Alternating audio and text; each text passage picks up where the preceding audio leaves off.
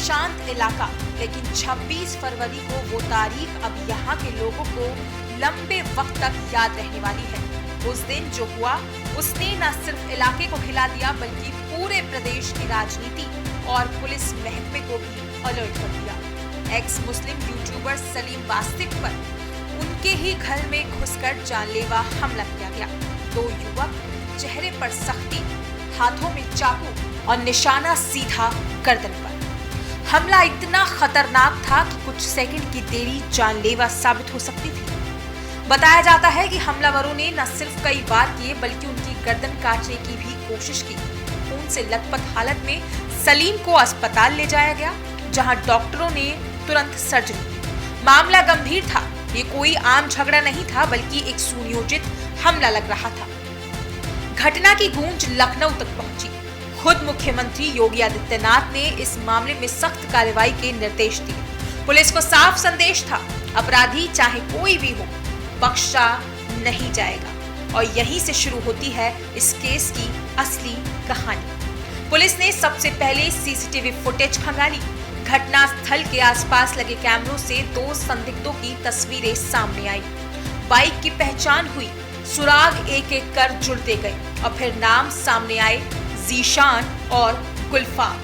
दोनों सगे भाई, दोनों अमरोहा के रहने वाले और दोनों पर 1-1 लाख रुपए का इनाम घोषित कर दिया गया।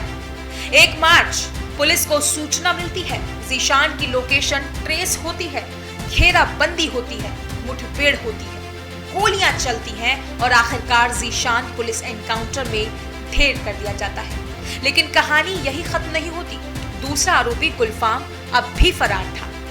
गुलफाम लगातार लोकेशन बदल रहा था, पुलिस की पकड़ से बचने की कोशिश कर रहा था। क्राइम ब्रांच की टीमें एक्टिव थी। फोन सर्विलांस, मुखबिर तंत्र, टेक्निकल इनपुट, हर तरीका अपनाया जा रहा था। पुलिस जानती थी कि अगर वो बच निकला तो पूरा केस अधूरा रह जाएगा। 3 मार्च, इंदिरापुरम, शाम का वक्त। पुलिस को पुख्ता सूचना मिलती है कि गुलफाम इलाके में देखा गया है। घेराबंदी की जाती है। जैसे ही पुलिस पास पहुंचती है, गुलफाम बाइक से भागने की कोशिश करता है। पीछा शुरू होता है। कुछ ही मिनटों में आमना सामना और फिर गोलियों की आवाज गूंज उठती है। दोनों तरफ से फायरिंग, धुआं, अफरा तफरी और तनाव। मुठभेड़ में गुलफाम गंभीर रूप से घायल हो जाता है। उसे तुरंत अस्पताल ले जाया जाता है, लेकिन डॉक्टरों की कोशिशों के बावजूद उसे बचाया नहीं जा सका। एक और अध्याय खत्म हो जाता है। अब सवाल ये उठता है कि क्या ये सिर्फ 2 भाइयों का हमला था या इसके पीछे कोई और बड़ा नेटवर्क काम कर रहा था। पुलिस अब इसी एंगल पर जांच कर रही है। क्या किसी ने उन्हें उकसाया? क्या कोई बाहरी फंडिंग या साजिश थी? पुलिस के मुताबिक 27 फरवरी को सलीम वास्तिक पर उनके ऑफिस में हमला हुआ था। सीसीटीवी और बाइक के जरिए पहचान पुख्ता हुई। 1 मार्च को जीशान मारा गया। 3 मार्च को गुलफाम भी ढेर हो गया, लेकिन जांच अभी खत्म नहीं हुई है। फिलहाल सलीम वास्तिक का इलाज जारी है। डॉक्टरों का कहना है कि उनकी हालत स्थिर है, लेकिन अभी पूरी तरह खतरे से बाहर नहीं कहा जा सकता। इस पूरे घटनाक्रम ने कई सवाल खड़े कर दिए हैं कि क्या ये व्यक्तिगत रंजिश थी, क्या विचारों की लड़ाई हिंसा में बदल गई, या इनके पीछे कोई और गहरी साजिश छुपी है। पुलिस हर एंगल से जांच कर रही है। Forensic report, call details, digital trails सब खंगाले जा रहे हैं, क्योंकि कहानी चाहे जितनी भी खत्म होती दिखे, सच्चाई की परतें अभी खुलनी बाकी है।